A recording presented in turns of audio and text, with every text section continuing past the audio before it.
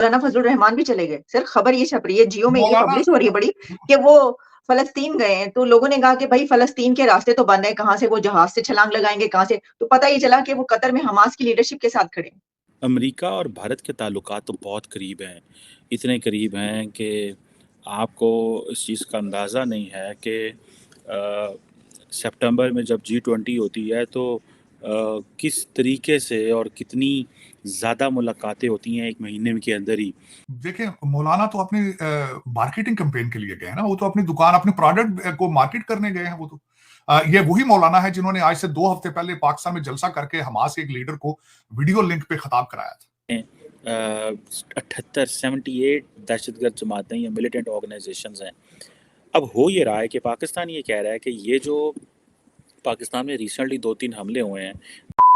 नमस्कार दोस्तों, जो पाकिस्तान देश है वहाँ के एक मौलाना है और जो अपनी छवि है उसको चमकाने के लिए मौलाना ने हमास का दौरा किया है और जो कतर है वहाँ पर जाकर हमास के लीडर से उन्होंने मुलाकात की है। मतलब पाकिस्तान का अलग ही है। आप देखिए इस वीडियो में पाकिस्तानी क्या कह रहे हैं इस पर। मौलाना फजलुर रहमान भी चले गए। सर खबर ये छप रही है, जियो में ये मौलाना पब्लिश हो रही है बड़ी कि वो फलस्तीन गए हैं, तो लोगों ने कहा कि भाई फलस्तीन के रास्ते तो बंद है, कहाँ से वो जहाज से छलांग लगाएंगे, कहाँ से? तो पता ये चला कि वो कतर में हमास की लीडरशिप के साथ खड़े हैं।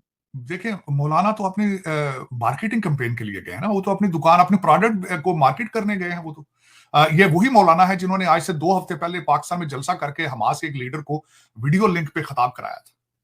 ये वही मौलाना है। लेकिन मौलाना का कारोबार है ये। उसकी वजह ये है, एक तो मौलाना की सिचुएशन बड़ी मजेदार है। अफगानिस्तान पाकिस्तान के बॉर्डर एरिया में मदरसे हैं, इनकी सारी प्रोडक्ट तो और मौलाना की इंडस्ट्री है ये, मदरसे और फिर अफगानिस्तान और जिहाद और ये सब। देखिए ना, हर एक बंदा अपने अपने प्रोडक्ट को प्रमोट करता है। वो अपने प्रोडक्ट को प्रमोट कर रहे हैं, लेकिन पाकिस्तान किस चीज को प्रमोट कर रहा है? स्टेट ऑफ पाकिस्तान क्या कर रही है? स्टेट ऑफ पाकिस्तान अपने आप को प्रमोट क्यों नहीं कर रही? क्योंकि इकॉनमी इशू है, दहशतगर्दी इशू है। उसके बारे में क्या हो रहा है? सिर्फ और सिर्फ इस वक्त स्टेट क्या कर रही है मैं बता देता हूं। कल आपके फवाद चौधरी साहब को फिर अरेस्ट कर लिया गया है। उसके बाद ये कि अच्छा, उनसे वीडियो और उनसे इंटरव्यू दिलवा, ये स्टेट का सिर्फ यही काम है। जजेस को मैनेज करना, सुप्रीम कोर्ट को मैनेज करना, इलेक्शन कमीशन को मैनेज करना और पीटीआई को मैनेज करना। इस तरफ तवज्जो ही नहीं, इस तरफ कोई तवज्जो नहीं। बिल्कुल तो सर फवाद चौधरी तो साजिद साहब, फवाद चौधरी ने तो दूसरी पार्टी ज्वाइन कर ली, तो फिर वो अब उनको क्यों पकड़ के ले गए? वो अभी उन्होंने, यही उनका इशू था कि वो ज्वाइन नहीं की थी उन्होंने। उनके मीटिंग थी जहांगीर तरीन साहब से, और जो मेरी इंफॉर्मेशन है उसमें उन्होंने गिले शिकवे दिए हैं, उन्होंने ज्वाइन नहीं की, यही वजह पकड़े गए हैं। उन्होंने जो मैं बताना चाहूंगा कि जहांगीर तरीन साहब के साथ जो मीटिंग थी उसमें उन्होंने गिले शिकवे ये किए कि you are a B team of Noon League, और मैं किस तरह ज्वाइन करूंगा कि मेरी सारी जिंदगी की पॉलिटिक्स एंटी नून लीग थी। ये गिले शिकवे हुए उसमें। अगर उसमें वो अपना ज्वाइन करके आ जाते तो ये नहीं होना था। यही तो इशू है पाकिस्तान का, कि कितनी खूबसूरती के साथ पीटीआई को खत्म करने के लिए सारी स्टेट लगी है। दहशतगर्दी के लिए लगी है, ना करप्शन के लिए लगी है। अमेरिका और भारत के ताल्लुकात तो बहुत करीब हैं, इतने करीब हैं कि आपको इस चीज़ का अंदाज़ा नहीं है कि सितंबर में जब G20 होती है तो किस तरीके से और कितनी ज़्यादा मुलाकातें होती हैं एक महीने के अंदर ही।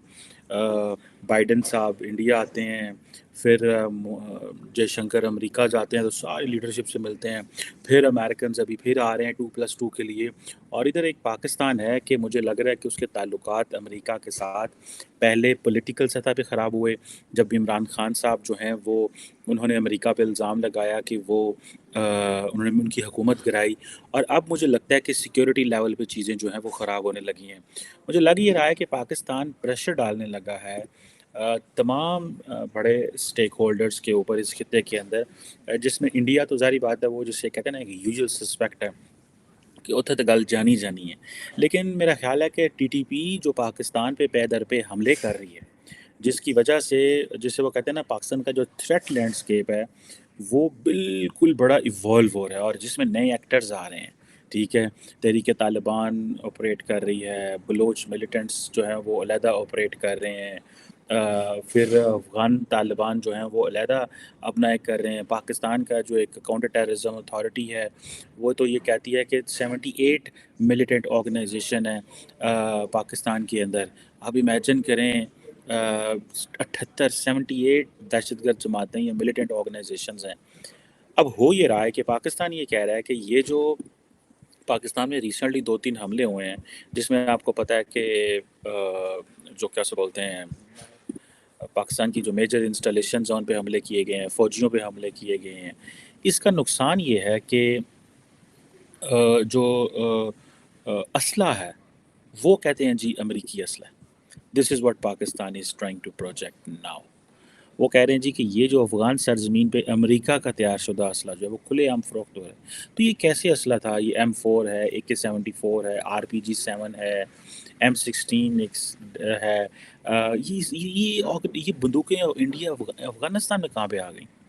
تو وہ کہتے ہیں کہ یہ جب امریکہ نے افغانستان چھوڑا 2 سال پہلے تو بڑے پیمانے پہ جو اسلحہ تھا وہ وہیں پہ چھوڑ گئے، بہت سارا اسلحہ چھوڑ گئے. تو جب وہ اسلحہ چھوڑ گئے تو وہ کس کے ہاتھ لگا؟ وہ ظاہری بات ہے دہشت گرد گروپوں کے ہاتھ میں لگا، افغان طالبان کے ہاتھ لگا. تو اس نے اس چیز کو ایک نیا وہ دیا ہے کہ جسے کہتے ہیں نا ایکسیس دے دی ہے. آپ کہتے ہیں جی افغان سرزمین جو ہے اس کے اوپر امریکہ کا تیار کردہ اسلحہ فروخت ہو رہا ہے اور دہشت گردوں کی ان تک ایکسیس بھی ہے. یہ کیسے سارا ممکن ہو رہا ہے؟ یہ پاکستان ایک نیا جو ہے وہ کر رہا ہے. اس میں ملٹیپل چیزیں پاکستان نکالنا چاہتا ہے. میں آپ کو بتاتا ہوں یہ ایک انتہائی بڑی لوی ڈوی سچویشن ہے فار انڈیا. ٹھیک ہے جی.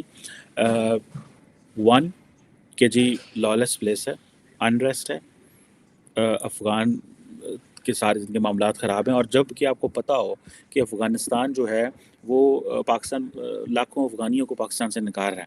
اور سننے میں یہ آ رہا ہے کہ US جو ایڈمنسٹریشن ہے انہوں نے کوئی لیٹر جاری کیے ہیں کہ 25,000 جو افغان نیشنل ہیں ان کی ری سیٹلمنٹ اور ری لوکیشن کے حوالے سے انہوں نے کہا ہے کہ ان کو آپ نہ نکالیں پاکستان سے.